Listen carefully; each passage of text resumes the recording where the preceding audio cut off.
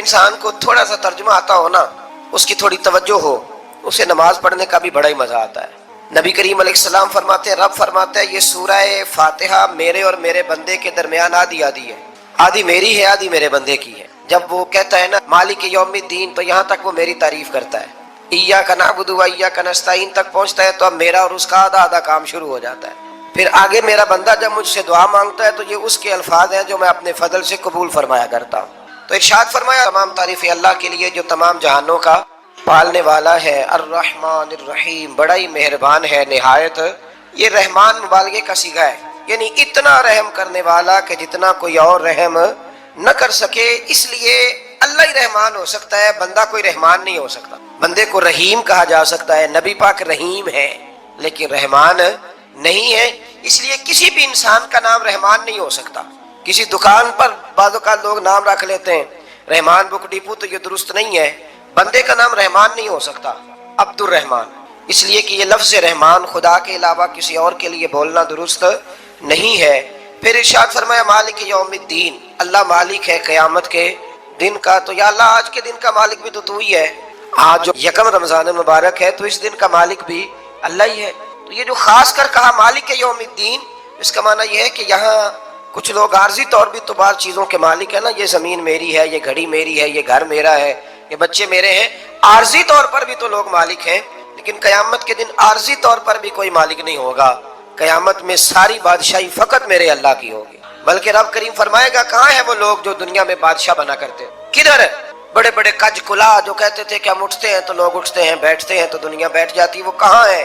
جب کوئی نہیں بولے گا تو رب فرمائے گا للہ الواحد القہار، آج ایک رب واحد اور قہار کی حکمرانی۔ پھر ارشاد فرمایا ایاک نعبد و ایاک نستعین، بے شک ہم تیری ہی عبادت کرتے ہیں اور تجھی سے مدد چاہتے ہیں۔ عبادت بھی اللہ کی ہے اور مدد بھی، یہ جو بندوں کے ذریعے بعض اوقات مدد ہوتی ہے تو یہ مدد بھی اللہ کی ہے، یہ مدد بھی اللہ کی ہے۔ یہ کسی بندے نے مائک بنایا ہے جس کی مدد سے آپ تک آواز جا رہی ہے، تو اس کو عقل کس نے دی تھی بنانے کی؟ تو پھر مدد کس کی ہوئی؟ اللہ کی۔ تو دنیا میں کوئی بھی جو مدد کرتا ہے وہ اللہ کے ولی کریں، نبی کرے، پیغمبر کریں، تو وہ مدد کس کی ہے؟ اللہ کی، اس لیے کہ وہ ذاتی طور پر کچھ بھی نہیں کر سکتے، اگر اللہ انہیں توفیق نہ دے وہ کسی کی مدد نہیں کر سکتے۔ تو ایاک نعبد و ایاک نستعین، ہم تیری ہی عبادت کرتے ہیں، تجھی سے مدد چاہتے ہیں۔ اہدنا الصراط المستقیم، اے اللہ ہمیں سیدھا راستہ دکھا۔ کون سا راستہ سیدھا ہے؟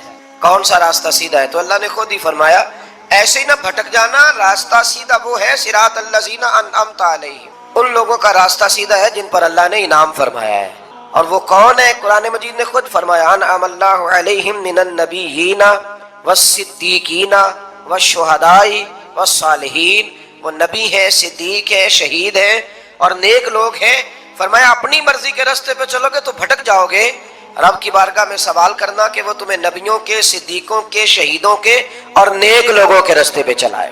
غیر المغضوب علیہم ولا الضالین، نہ ان لوگوں کے راستے پہ چلا جن پر تیرا غضب ہوا، اور نہ ان کے راستے پہ چلا جن پر تو ناراض ہوا، جنہیں تو نے گمراہ کیا، ان لوگوں کے راستے پہ نہ چلا، بلکہ ان لوگوں کے راستے پہ چلا جن پر تیرا انعام ہوا۔ یہ جو لوگ ہیں نا مغضوب علیہم ولا الضالین، ایک گروہ یہودیوں کا ہے اور ایک عیسائیوں کا ہے۔ کہا جا رہا ہے یا اللہ نہ یہودیوں کے راستے پہ چلا اور نہ عیسائیوں کے راستے پہ چلا، ہمیں تو ابوبکر صدیق کے راستے پہ چلا، ہمیں تو عمر فاروق کے راستے پہ چلا، عثمان غنی، مولا علی اور جناب ابو ہریرہ کے راستے پہ چلا۔ دین اسلام کی جتنی بھی تعلیمات ہیں فطرت انسانی کے عین مطابق، اللہ تعالیٰ نے جس طرح کا انسان کو بنایا ہے اور جن چیزوں کی اسے ضرورت ہے، انہی چیزوں کی تعلیمات کا نام دین اسلام ہے۔ جب ہم دین سے ہٹ کر کوئی کام کرتے ہیں تو اس کا معنی یہ ہوتا ہے کہ ہماری جو ذاتی اپنی فطرت ہے، جو ہمارے جبلی تقاضے ہیں، فطری تقاضے ہیں، ہم ان تقاضوں کی مخالفت کرتے ہیں۔ دین بالکل انسان کی فطرت کے مطابق اسے احکامات دیتا ہے۔ ہماری دینی تعلیمات کا جو بنیادی نقطہ ہے کتاب و سنت میں وہ یہ ہے کہ ہم امت وسط ہیں، ہم درمیانی امت ہیں، افراط و تفریط سے پاک، شدت سے، غلو سے، تنگ نظری سے، ان چیزوں سے پاک، درمیانی اور معتدل امت وسط۔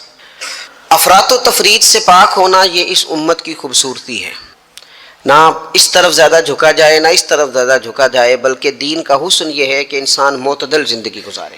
قرآن مجید میں اللہ کریم نے فرمایا وَلَا تَعْتَدُوا، حد سے نہ بڑھو، ان اللہ لا يحب المعتدین، اللہ حد سے بڑھنے والوں کو پسند نہیں کرتا، محبوب نہیں رکھتا۔ اللہ تبارک و تعالی ان لوگوں کو پسند نہیں فرماتا جو اعتدال کا رستہ چھوڑ جاتے۔ بعض لوگوں کی یہ طبیعت ہوتی ہے کہ وہ اپنی مزاج کے لحاظ سے ہی کبھی اس پرڑے میں جھک جاتے ہیں، کبھی اس پرڑے میں جھک جاتے ہیں۔ کسی سے دوستی ہوئی تو پھر اس قدر زیادہ ہوئی کہ غلو کا شکار ہو گئے، جان بھی حاضر، مال بھی حاضر، سارا کچھ ہی تو ہے، گھر کی باتیں بھی بتا لی، باہر کی بھی بتا لی، کاروبار کی بھی بتا لی، سب اسی کے نام کر دیا۔ لیکن جب اس شخص کے ساتھ اختلاف ہوا تو پھر دوست تو دور کی بات، اسے انسان ماننے سے بھی معاذ اللہ انکاری ہوگا۔ تو یہ شدت ہے، یہ تناؤ ہے مزاج کا، اس سے انسان کا اخلاقی حسن ضائع ہوتا ہے، اس سے جو انسان کی انسانی خوبصورتی ہے وہ چلی جاتی ہے۔ وہ کسی نے کہا تھا کہ تعلقات جب حد سے گزر جائیں تو غم ملتے ہیں، اس لیے ہم ہر شخص سے کم ملتے ہیں۔ ہم کوشش کرتے ہیں کہ معتدل رہیں، زیادہ آگے بڑھنا ہی نہ پڑے۔ نبی پاک صلی اللہ تعالی علیہ وآلہ وسلم نے ہمیں معتدل دین دیا ہے، اعتدال والا، درمیانہ، اور فرمایا بہترین رستہ درمیانہ رستہ ہے۔ اور نبی پاک علیہ الصلوۃ والسلام نے فرمایا جو درمیانی چال چلتا ہے وہ کبھی تنگ نہیں ہوتا، جو اعتدال کا رستہ اختیار کرتا ہے تکلیف میں نہیں آتا۔ معتدل چلنے والے لوگ جو ہوتے ہیں ان کا بیلنس ہمیشہ ٹھیک رہتا ہے، ان بیلنس نہیں ہوتے۔ تو معتدل زندگی گزاریں، اعتدال پسند بنیں، چیزوں میں شدت نہ لائیں۔ نبی پاک علیہ الصلوۃ والسلام نے فرمایا دین میں بھی غلو نہ کرو، فرمایا تم سے پہلے لوگ غلو کی وجہ سے ہلاک ہو۔ کچھ لوگ غلو کرتے ہیں، چھوڑ دیا جی میں نے سارا کچھ، میرا کوئی تعلق نہیں جی، میں نے نہیں بیاہ کرانا، میرا شادی سے کیا لینا دینا، میں نے گھر چھوڑ دیا جی، اب میں نے بد تسبیحاں ڈال لی ہیں گلے میں جی، میں اب بس مسجد میں ہی ہوں جی، میں فلانی جگہ۔ دین تو اس کو پسند ہی نہیں کرتا، یہ تو حقوق سے بھاگنے والی بات ہے، شریعت تو اس کو سپورٹ ہی نہیں کرتی۔ اور میں نہ جناب چھوڑ دیا جی، میں کچھ نہیں کھاتا جی، بس میں تو روزہ رکھتا ہوں ہر روز، ساری رات اللہ اللہ کرتا ہوں، اس کو پسند نہیں کرتا دین اسلام۔ آپ کو معتدل رہنے کا کہا گیا ہے۔ وہ جو رہبانیت اختیار کر لی تھی یہودیوں نے، عیسائیوں نے، غاروں میں چلے گئے، نکل گئے جنگلوں میں، تو حضور نے فرمایا میرے دین میں کوئی رہبانیت نہیں ہے۔ دین تو کہتا ہے کہ آپ روٹین کے کام کریں، روٹین کے، اور روٹین کے کام ہی صحیح کر کے کریں، اسی میں آپ کو اللہ کی رضا نصیب ہو جائے گی۔ لیکن حضور نے فرمایا جو محنت کر کے روزی کمانے والا اللہ کا دوست ہے، سچا تاجر جو ہوگا اسے اللہ قیامت کے دن نبیوں کے ساتھ جگہ عطا فرمائے گا۔ تو نبی پاک علیہ الصلوۃ والسلام نے تو سپورٹ کر دی، فرمایا جو تو کام کر رہا ہے یہی کرتے کرتے تجھے اللہ کا قرب نصیب ہو جائے، اسی کو صحیح کر کے کر۔ یہ جو غلو ہے، یہ جو شدت پسندی، اس سے منع کیا۔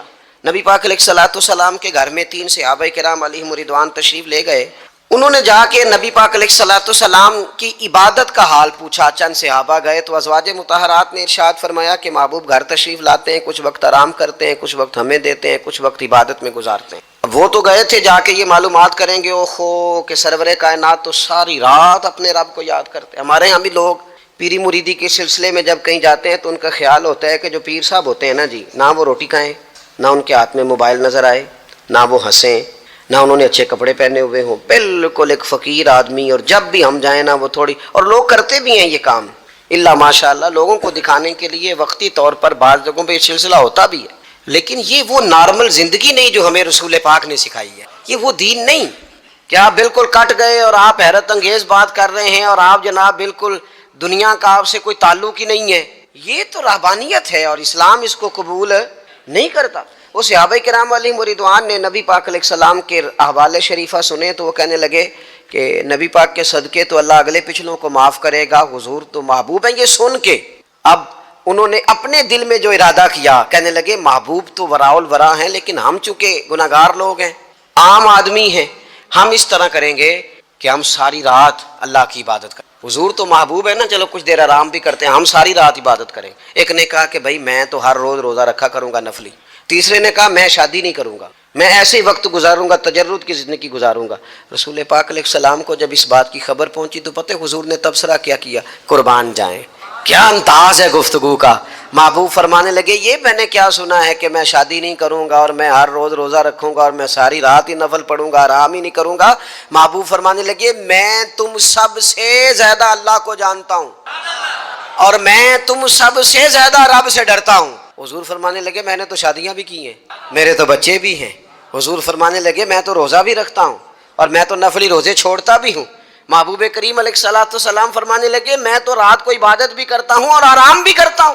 اللہ کے رسول صلی اللہ تعالی علیہ وسلم ارشاد فرماتے فرماتے بات کہاں تک لے گئے؟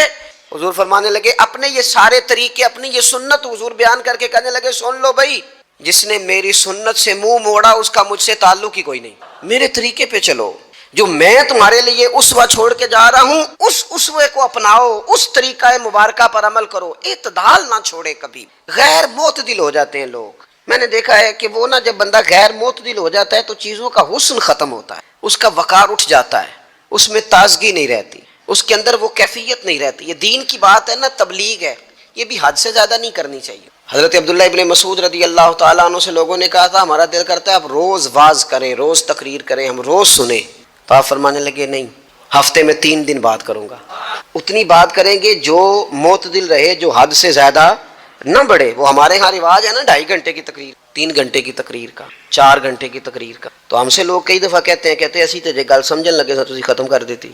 تو میں نے کہا آپ شروع لیٹ ہوئے نا، ہم اللہ کے فضل سے پہلی بات سے شروع ہو گئے تھے، ہم نے وہ آدھا گھنٹہ تمہید پہ نہیں نہ لگایا۔ تجاوز نہ کریں چیزوں سے، اعتدال میں رہیں۔ دیکھیے اسلام ہمیں یہ کہتا ہے کہ تم کھانا کھاؤ، کلو وشربو، کھاؤ بھی پیو بھی، تمام جائز چیزیں کھانے کی اجازت ہے، لیکن نبی پاک علیہ السلام نے فرمایا کمر سیدھی رکھنے کے لیے کھاؤ، اور جب تمہارا بڑا جی چاہے نا پیٹ بھر کے کھانے کو، تو کریم فرمانے لگے پھر بھی 3 حصے کرو کھانے کے، ایک حصے میں ہوا ہو، ایک میں پانی ہو، اور ایک میں خوراک ہو، پھر بھی پیٹ بھر کے نہ کھاؤ۔ بلکہ اللہ کے رسول صلی اللہ تعالیٰ علیہ وسلم فرمانے لگے کسی نے اتنا برا برتن بھرا ہی نہیں جتنا کسی نے اپنے پیٹ کو بھرا، سب سے برا برتن تم نے بھرا۔ زیادہ کھائیں گے خواہشات زیادہ پیدا ہوں گی، زیادہ کھائیں گے نیند زیادہ آئے گی، زیادہ کھائیں گے غفلت زیادہ طاری ہوگی۔ لیکن کچھ لوگوں کا مقصد زندگی کھانا ہے، صبح کی پلاننگ الگ ہے، دوپہر کی الگ ہے، شام کی الگ ہے۔ آپ حیران رہیں گے کہ آپ اس ملک میں رہتے ہیں جس میں سب سے بہترین بزنس ہوٹل چلانے کا بزنس، کھانے پینے کا کام کرو، یہ بھی بنا لو یہ بھی بنا لو، اچھا بھلا کھا پی کے اس کے بعد فاسٹ فوڈ کا آرڈر دے دیا جاتا ہے، اور کھانے کے بعد کتنی ساری چیزیں۔ اب تو یہ میں کچھ عرصے سے دیکھ رہا ہوں اچھا بھلا کھانا کھاتے ہیں، اس کے بعد چائے کے ساتھ بسکٹ آ جاتے ہیں۔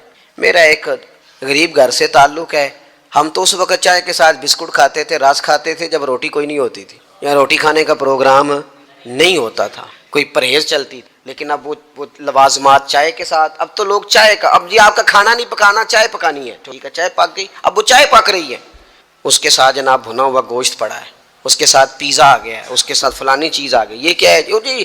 اچھا پھر وہ خواہش بھی ہوتی ہے بعض میزبانوں کی کہ اب یہ تعریف بھی کریں، وہ سارا کچھ رکھ کے تو ساتھ یہ بھی کہہ رہے ہوتے ہیں تو چونکہ روٹی ڈاک چھڑی سی، لہذا پھر ہم نے نا یہ سارا کچھ کیا ہے، یعنی وہ کہہ رہے ہوتے ہیں کہ مہمان اب یہ کہے کہ او ہو آپ نے تو بڑا تکلف کر دیا ہے، اس کی کیا ضرورت تھی۔ تو کئی مہمان میری طرح کے بڑے پکے ہوتے ہیں، جو روز کے مہمان ہوتے ہیں نا بڑے پکے ہوتے ہیں، وہ تعریف شریف کوئی نہیں کرتے، وہ صاف ہی بات کرتے ہیں کہ تسی ایک شے رکھ دیتے اسی بھی چاج نال کھا لیندے۔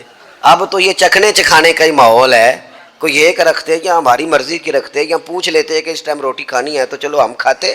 یہ لوازمات ہیں، یہ تکلفات ہیں، اس میں گھر والے بھی تکلیف میں، پیسہ بھی بعضوں کا ضائع۔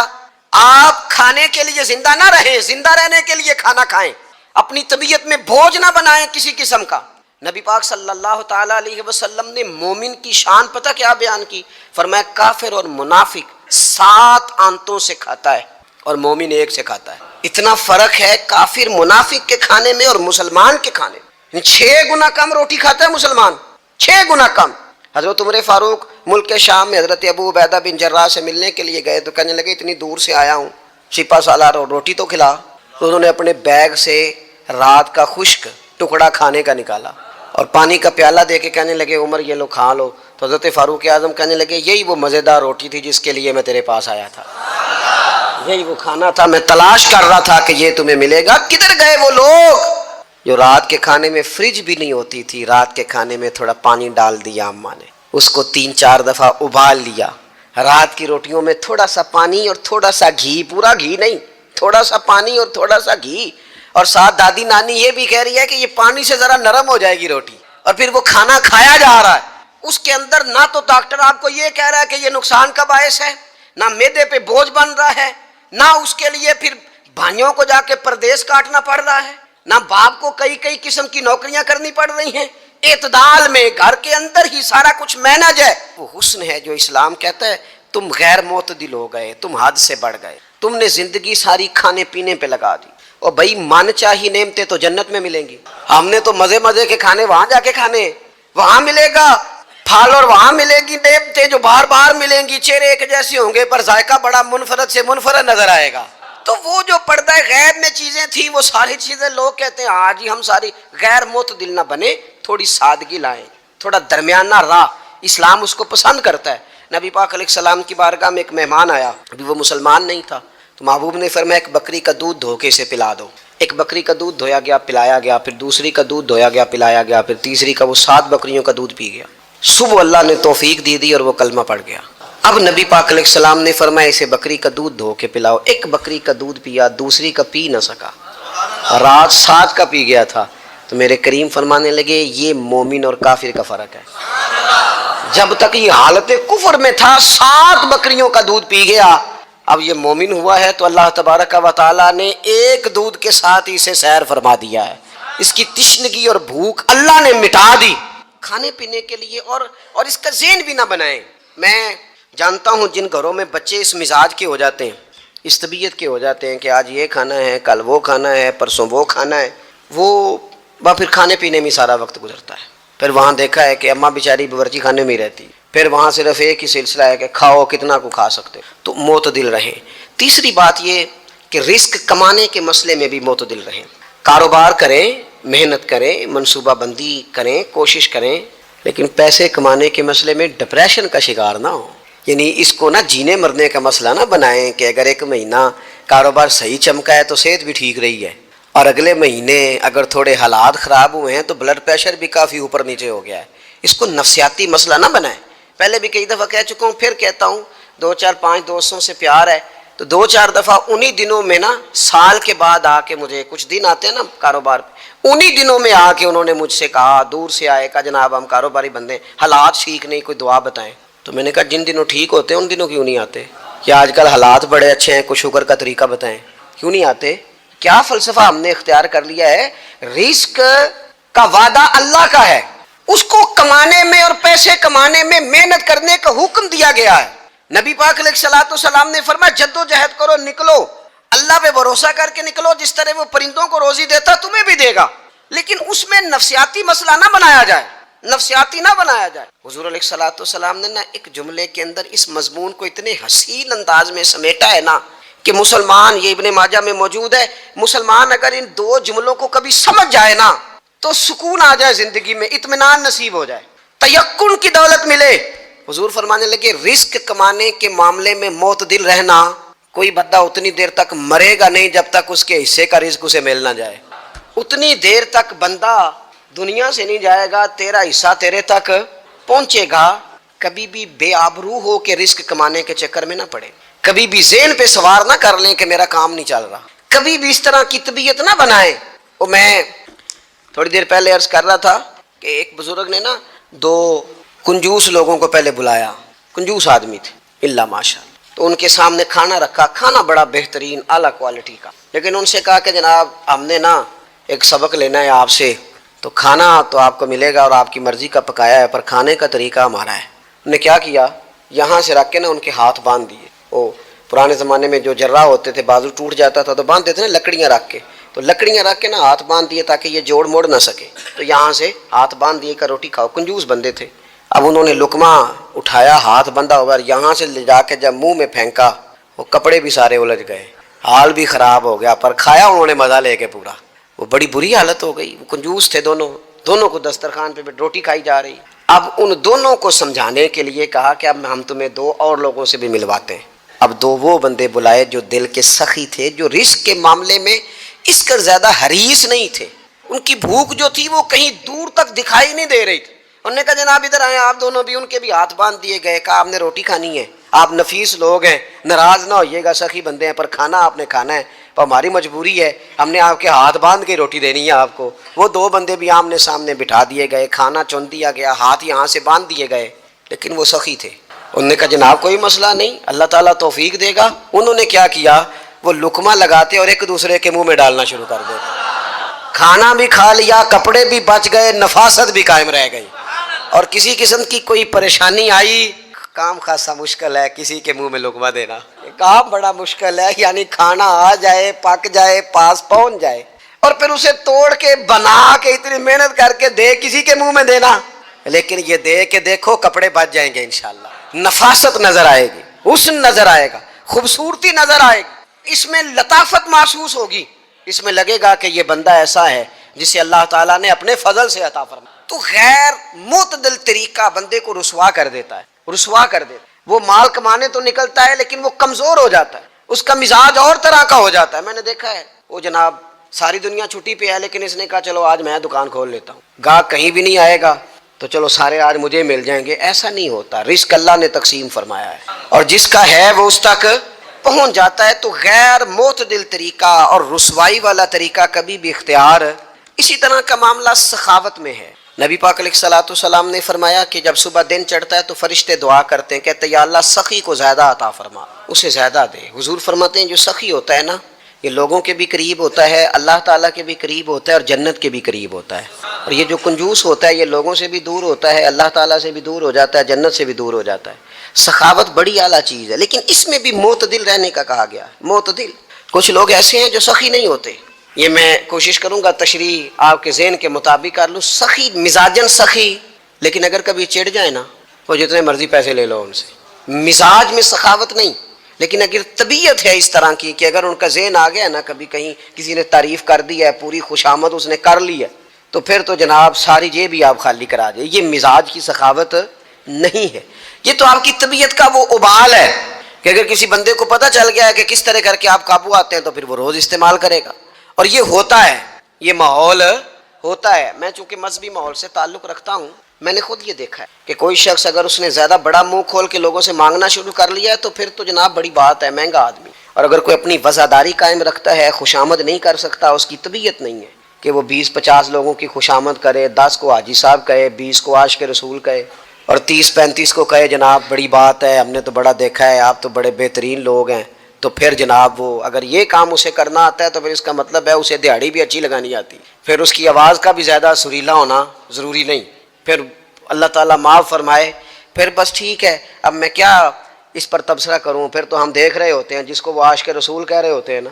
اور ایسی خطرناک، میرے سامنے ایک نعت خیک صاحب سے کہنے لگا، نعت حضور کی پڑھی جا رہی ہے۔ کبھی شعراء ایک کام کرتے تھے، وہ کہتے تھے شعر تیری نظر ہے، وہ غزل کا شعر ہے یا کوئی ایسا شعر ہے، لیکن ایک شعر ہے نعت کا، اس میں تو حضور کی تعریف ہے۔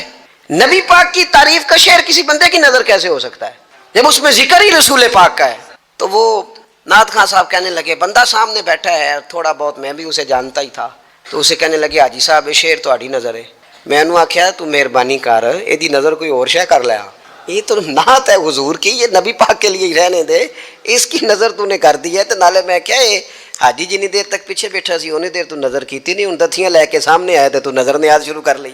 نہ کریں یہ، اس سے کوفت پہ، اور آپ یقین کریں میں ذمہ داری سے کہتا ہوں یہ کام کرنے والا بھی تنگ ہوتا ہے، اور جس کے لیے کر رہا ہوتا ہے پتہ اسے بھی سارا ہی ہوتا ہے کہ یہ چکر کیا چل رہا ہے، سب پتہ ہوتا ہے۔ تو اس تکلف میں جب انسان کام کرتا ہے تو کہاں تک بات جاتی۔ سخاوت کرے لیکن چڑھ کر کوئی کام نہ کرے۔ نبی پاک علیہ الصلوۃ والسلام نے فرمایا، حضور فرمانے لگے اس طرح خیرات نہ کرنا کہ تمہارے اپنے بچے بعد میں لوگوں کے سامنے ہاتھ پھیلاتے۔ حضرت سعد بن ابی وقاص رضی اللہ تعالیٰ عنہ نے عرض کیا تھا، یا رسول اللہ صلی اللہ تعالیٰ علیہ وسلم، میں سارا مال اللہ کی راہ میں خیرات کرنا چاہتا ہوں، میری ایک ہی بیٹی ہے، میں چاہتا ہوں سارا اللہ کے راستے میں دے دوں۔ تو حضور فرمانے لگے نہیں بھائی تو چوتھا حصہ دے، 3 حصے اپنی بچی کے لیے، بیویوں کے لیے، باقیوں کے لیے رکھ لے، لیکن تو یہ کام نہ کر۔ تو میرے عزیز زندگی میں خرچ کرنے میں بھی اعتدال کا مظاہرہ کریں۔ مجھے پتہ ہے اچھی طرح کہ ہمارے ہاں ایک مزاج بن جاتا ہے، طبیعت بن جاتی ہے، اگر کسی شخص کو آپ تھوڑی سی مدد کرتے ہیں تو وہ سمجھتا ہے کہ اگر اس نے مجھے 20,000 دیا ہے تو یقیناً اس کے گھر میں 50 لاکھ پڑا ہے، وہ پھر اگلے ہفتے دوبارہ آتا ہے، ایک نئی مجبوری کا بھی اظہار کرتا ہے۔ یہ ساری چیزیں ہوتی ہیں، ان چیزوں کے بیچ ہی آپ کو نیکی کرنی ہے، لیکن افراط و تفریط سے بچنا ہے۔ اسی طرح کا معاملہ اپنی زندگی کے دیگر معاملات میں کریں۔ نبی پاک علیہ الصلوۃ والسلام نے نا سادگی کو پسند کیا، حضور سادگی کو پسند کرتے، کھانے کے معاملے میں بھی اور کپڑوں کے معاملے میں، لیکن اچھا لباس پہننے کی اجازت دیتے۔ حضور علیہ الصلوۃ والسلام نے ایک موقع پر ارشاد فرمایا کہ اگر کسی بندے کے پاس گنجائش ہے تو اسے اجازت ہے کہ 2 جوڑے کپڑوں کے کام کاج کے لیے رکھ لے، 2 جوڑے جمعے کے لیے رکھ لے، اور نبی پاک صلی اللہ تعالی علیہ وسلم نے ایک شخص کو دیکھا جو مالدار تھا، لیکن اس کے کپڑے پھٹے پرانے تھے، لباس پرا گندا تھا، بال بکھرے ہوئے تھے. تو اللہ کے محبوب علیہ السلام نے فرمایا تیرے اوپر اللہ کا فضل ہے، اور رب جب فضل کرے تو پھر اللہ فضل دیکھنا پسند بھی فرماتا. فرمایا تو اچھا لباس پہن، حرج کوئی نہیں. لیکن اپنا رسول پاک علیہ السلام کا طریقہ مبارکہ یہی تھا کہ سیدہ عائشہ صدیقہ فرماتی ہیں کہ یہ وہ لنگی مبارک ہے اور یہ وہ پیوند والا کرتا مبارک ہے، اسی میں محبوب نے اپنی جان اپنے رب کریم کی بارگاہ میں پیش کر دی. اور فرماتی ہیں کتنے کتنے دن گزرے کہ رسول پاک علیہ السلام نے کھانا تناول نہیں فرمایا، کتنے کتنے دن گزرے. میں اس ساری بات کو اگر سمیٹوں نا تو میں یہ نوجوان اگر میری بات پر غور کریں تو اسلام کہتا ہے حضور خود کنگھی بھی فرماتے تھے، تیل بھی لگاتے تھے، امامہ بھی باندھتے تھے، سرما بھی پہنتے تھے، سادہ لباس پہنتے تھے لیکن صاف ستھرا. اسلام آرائش کی اجازت دیتا ہے، زینت کی اجازت دیتا ہے. آپ کنگھا کریں، تیل لگائیں، خوشبو لگائیں، سرما لگائیں، صاف لباس پہنے، کپڑے دھلے ہوئے پہنے. حضور نے حکمن کہا، تاکیدن کہا کہ جمعے والے دن نہا کے مسجد میں آیا کرو. اسلام آرائش کی اجازت دیتا ہے، بس نمائش سے منع کرتا. دکھاوا نہ کرو، نمائش نہ کرو. یہ نہ کہو کہ میں نے اتنے لاکھ کا پہننا ہے، ذرا لگ پتا جائے لوگوں کو. یہ نہ مزاج بناؤ کہ اوہو یہ تو میں نے جناب پچھلے ہفتے بھی پہنا تھا، یہ تو میں نے منگنی والے دن بھی پہنا تھا، نکاح والے. یہ نمائش ہے، نمائش سے اسلام منع کرتا ہے. اللہ کے پیارے رسول صلی اللہ تعالی علیہ وسلم نے فرمایا جس نے دنیا میں شہرت کا لباس پہنا، اس طرح کا لباس پہننا چاہا، اس طرح کے کپڑے زیب تن کرنا چاہے جس سے محسوس ہو کہ میں ایک بڑا آدمی ہوں، میں مالدار آدمی. جس نے دنیا کے اندر شہرت کا لباس پہنا، اللہ قیامت کے دن اسے ذلت کا لباس پہنائے گا. یہ معتدل کیوں نہیں رہا؟ اس نے کیوں حد سے تجاوز کیا؟ اس کو اس طرح نہیں کرنا چاہیے تھا. رسول رحمت صلی اللہ تعالی علیہ وآلہ وسلم نے ہمیں جس چیز کی اجازت دی ہے وہ کام ہم کر سکتے ہیں، اور جس سے نبی پاک علیہ الصلوۃ والسلام نے ہمیں روکا ہے اس کام سے ہم نے بچنا ہے. ایک اور بات بھی خاص اور بالخصوص نوجوانوں سے کرنی ہے، وہ خاص جس طرح کھانے پینے میں معتدل رہیں، کمائی کرنے میں معتدل رہیں، خرچ کرنے میں اعتدال کا مظاہرہ کریں، لباس میں اعتدال کا مظاہرہ کریں، اسی طرح نا یہ آرام کرنے میں بھی ذرا معتدل رہیں. بہت زیادہ آرام کرنے لگ گئی ہے نئی نسل. آپ ضرورت سے زیادہ بھی سو لیں تو تھکاوٹ بڑھ جاتی ہے. اگر انسان اتنا ہی آرام کرے نا جتنا اس کی طبیعت کے لیے ضروری ہے تو اس میں طبیعت فریش رہے گی. لیکن اگر آپ کہیں، وہ ایک دوست ہیں ہمارے، تو ان کو جب تک کوئی اٹھائے نہ تو اٹھتے نہیں. تو گھر والوں نے ایک دن ارادہ کیا کہ آج صبح نہیں اٹھانا، دیکھتے ہیں کتنے بجے اٹھتا ہے. ماشاءاللہ شادی شدہ ہیں، بچے ہیں. تو کہنے لگے جی پھر اللہ کے فضل سے میں 2 بجے خود ہی اٹھ گیا تھا. نہیں، رات ایک شخص سویا ہے اور اگلے دن 2 بجے سویا. تو اب انہوں نے تو یہ بات محبت میں کی، تو پھر میں نے ان سے یہ پوچھا، میں نے کہا یہ بتائیں کہ آپ چلیں رات آپ سو گئے، سمجھ لیں آپ سو گئے 2 بجے رات کو، 12 گھنٹے کے بعد اگر آپ اٹھے طبیعت کیسی تھی؟ کہنے لگے فریش نہیں. میں نے کہا فریش تبھی ہوتی ہے اگر آپ فجر میں اٹھ کے وضو کر کے نماز پڑھتے. فریش یہ تبھی ہوتی ہے اگر آپ سحری آپ اپنی روٹین کے مطابق اٹھتے اور اپنی ڈیوٹی پہ جاتے، واپس آتے اور تھک کے سوتے. بہت زیادہ آرام پسندی، اور جب سے یہ ساتھ موبائل اٹیچ ہوا ہے، ایک کونا مل جائے، ایک تکیہ مل جائے اور موبائل کی بیٹری موجود ہو اور سروسز اس کی ساری ٹھیک ہو، پھر ہمیں آواز کوئی نہ دے. اس سے کیا ہوتا ہے؟ وجود بالکل سست ہو جاتا ہے. آپ کو اللہ تعالیٰ نے جو قدرتی صلاحیتیں دی ہیں، آپ جو کچھ کر سکتے ہیں اپنے گھر کے لیے، وطن کے لیے، ماں باپ، وہ آپ نہیں کر پائیں گے. زنگ آلود ہو جائے گا وجود. ہر وقت کی تھکاوٹ، ہر وقت کا مزاج کے اندر سستی کا آ جانا. اعتدال سے نہ نکلیں. نیند 7-8 گھنٹے بہت کافی ہے. اور وہ بھی میں آپ کو ایک ذاتی بات بتاتا ہوں، اگر اللہ چاہے نا بندے کی نیند پوری ہو تو کئی دفعہ صرف 20 منٹ آنکھ لگ جائے تو بندہ فریش ہو جاتا ہے. اور اگر منظور نہ ہو مالک کریم کو تو پھر ٹھیک ہے، لوگ لیٹے ہوئے. اللہ کے پیارے رسول صلی اللہ تعالی علیہ وسلم نا بہت زیادہ آرام طلبی کو پسند نہیں کرتے. مسلسل جد و جہد. گھر آئے، کچھ دیر آرام کیا، نماز شروع کر لی. حضور تہجد میں اٹھ گئے، پھر حضور فجر میں اٹھ گئے. دوپہر میں تھوڑا سا آرام فرماتے تاکہ رات کو بیدار رہنا آسان ہو، لیکن بہت آرام پسندی. ہمارے حضرت صاحب فرمایا کرتے تھے زمین کے اوپر کام، نیچے جا کے آرام. وہ کسی نے کہا تھا جاگنا ہے جاگ لے افلاک کے سائے تلے، پھر تو حشر تک سوتا رہے گا خاک کے سائے تلے. سونا ہی ہے نا، مرنے سے لے کر قیامت تک سونا ہے نا، تو اب تو جاگنے کا وقت ہے. نبی پاک صلی اللہ تعالی علیہ وسلم نے حضرت معاذ ابن جبل رضی اللہ تعالیٰ عنہ کو یمن کا گورنر بنا کے بھیجا تو نصیحت فرمائی. حضور علیہ الصلوۃ والسلام نے فرمایا تھا تمہیں گورنر بنا کے بھیج رہا ہوں، عیش کوشی سے بچنا. حضور فرمانے لگے اللہ کے بندے آرام طلب نہیں ہوتے، رب کے بندے تو محنت کرنے والے ہوتے ہیں، جد و جہد، وہاں جا کے عیش کوشی سے بچنا۔ یہ مسند امام احمد بن حنبل میں موجود ہے۔ یہ جو آرام ہے نا، ہمیں بلائے کوئی نہ، آواز کوئی نہ دے، مرضی سے اب تو چھٹی ہے جی، اب تو میں نے سویرے اٹھنا ہی نہیں، اور بھائی ڈھیر سارے کام ہیں جو چھٹی والے دن کرنے کے، ڈھیر ساری ذمہ داریاں ہیں جو چھٹی والے دن پوری کرنے کی۔ اپنی زندگی سے، اپنے وجود سے کچھ نفع لے، ایسا نہ ہو کہ یہ بیکار ہو جائے۔ لیکن اگر زندگی صرف اور صرف کھانے پینے میں، لباس پہننے میں اور باتیں کرنے میں لگ جائے تو پھر تو آپ بیکار ہو جائیں گے۔ پھر تو محسوس ہوگا کہ جیسے انسان نہ خوابوں کی دنیا میں زندہ ہے، باتوں کے ساتھ اپنے دل کو مطمئن کرتا ہے۔ اس نے اچھا لباس پہن لیا ہے، بس آئینے میں اپنے آپ کو دیکھ کے خوش ہوتا رہتا ہے، طرح طرح کے کھانے منگاتا رہتا ہے، بس زبان کے ذائقے پورا کرتا رہتا ہے۔ امام طبرانی حدیث لائے ہیں، رسول پاک صلی اللہ تعالی علیہ وسلم نے فرمایا میری امت میں ایسے لوگ آئیں گے جو رنگ برنگے کھانے کھائیں گے، انواع و اقسام کے مشروبات استعمال کریں گے، طرح طرح کی زیب و زینت کریں گے، اور منہ پھاڑ پھاڑ کے باتیں کریں گے، منہ کھول کھول کے گفتگو کریں گے۔ حضور نے پتہ کیا فرمایا؟ فرمایا یہ میری امت کے بدترین لوگ ہیں، یہ بدترین لوگ ہیں جن کا مقصود ہی صرف لباس پہننا ہے، مقصود ہی صرف کھانے کھانا ہے، مقصود ہی منہ کھول کھول کے باتیں کرنی ہے۔ ان لذات میں جو لوگ پوری طرح الجھ گئے، کوئی خیر کا کام، کوئی مقصد زندگی کی طرف ہی نہ بڑھ سکے، یہ بدترین لوگ ہیں۔ عزیز دوستو، ان تین چیزوں میں ڈھیر سارے لوگ، اللہ تعالیٰ معاف کرے اللہ ماشاء اللہ، اللہ سب کو محفوظ رکھے، اپنی زندگی کو ضائع کرتے دکھائی دیتے ہیں۔ یا تو کھانے پینے کا شوق ہے، یا لباس کی زیب و زینت کی طرف توجہ ہے، یا بس نشستن گفتن برخاستن بیٹھے ہیں اور باتیں کی ہیں اور اٹھے اور اتنی باتیں کی ہیں، اتنی باتیں کی ہیں، اس میں بھی کوئی اعتدال نہیں۔ بہت زیادہ بولنے سے وقار چلا جاتا ہے، بہت زیادہ باتیں کرنے سے باتوں کا حسن ضائع ہوتا ہے، بہت زیادہ بولنے والے کے جملے قیمتی نہیں رہتے، بہت زیادہ باتیں کرنے والا آدمی بے وزن اور بے وقت ہونے لگتا ہے، بغیر مانگے مشورہ دینے والے لوگوں کے مشوروں کو لوگ ردی کی ٹوکری جاننے لگتے ہیں۔ اپنی زندگی کو اگر وزادار اور باوقار بنانا چاہتے ہیں تو ذرا لباس میں بھی سادگی، اللہ کی ہر نعمت خوش دلی سے استعمال کی جائے۔ سادہ کھانا بھی ملے تو رب کی عطا سمجھ کے رغبت کے ساتھ، شوق کے ساتھ اسے استعمال کیا جائے۔ مجلس میں بیٹھا جائے تو سیکھنے کی کوشش کی جائے، دوسروں کی باتوں کو سنا جائے۔ اللہ تعالیٰ نے نا کان دو دیے ہیں، زبان ایک دی ہے، معنی کیا ہے؟ ڈبل سننا چاہیے اور سنگل بولنا چاہیے، دو گنا سنیں اور اس سے آدھی گفتگو کریں۔ اور ہمارے حضرت تو فرمایا کرتے تھے اپنے جملوں کو چھوٹا کرو، جو بات تھوڑے جملوں میں کہی جا سکتی ہے اسے لمبے جملوں میں نہ کہو۔ ہر بات کی وضاحت کرنا اور ہر بات کا پس منظر بیان کرنا اور بات کو اتنا لمبا کر دینا کہ اصل بات ہی اس میں سے رہ جائے، بیچ میں سے مدعا ہی ختم ہو جائے، آنے کا مقصد ہی کسی کو سمجھ میں نہ آئے، اس سے بھی انسان اعتدال کا رستہ چھوڑتا ہے۔